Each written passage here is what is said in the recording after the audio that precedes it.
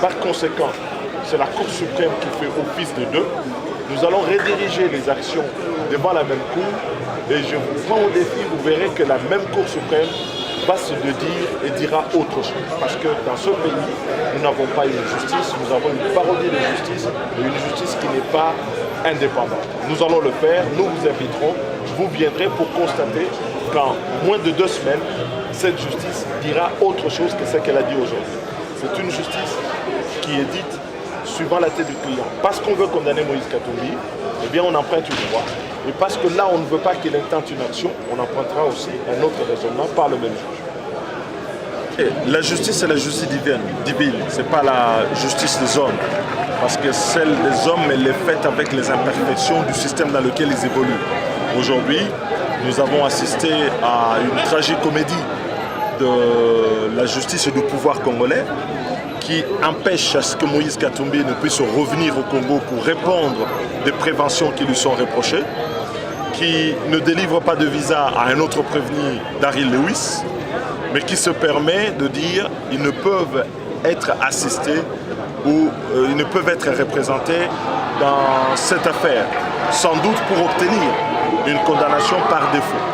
Ceci s'appelle un déni de justice. Tout le monde a vu que Moïse Katumbi n'a jamais fui, n'a jamais eu peur de la justice. Au contraire, ce sont les services de l'État congolais, la DGM, le ministère de l'Intérieur, le gouvernement qui ne veulent pas qu'il vienne.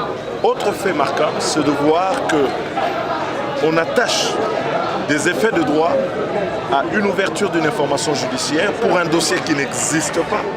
Moïse Katumbi n'a jamais été déchu de la nationalité congolaise. Celle-ci ne peut lui être contestée par personne. Or, le juge, ici, qui est censé protéger les libertés publiques et qui devait pouvoir dire que Moïse doit pouvoir revenir pour répondre à ses griefs, reçoit les ordres pour dire qu'il y a un dossier, mais il n'y a pas de dossier, il n'y a rien.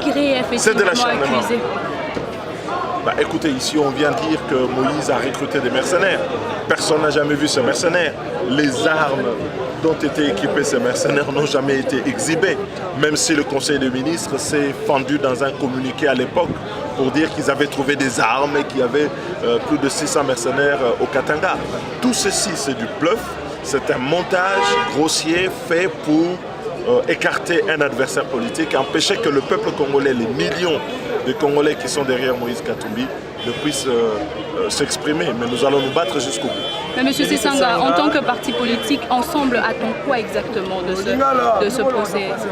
Nous sommes devant la justice, nous répondons devant les organes de la loi, comme cela est prévu, mais nous ne sommes pas dupes sur le fait que cette justice est aux ordres et qu'elle ne fait qu'exécuter les décisions ou prendre les positions qu'on lui dit.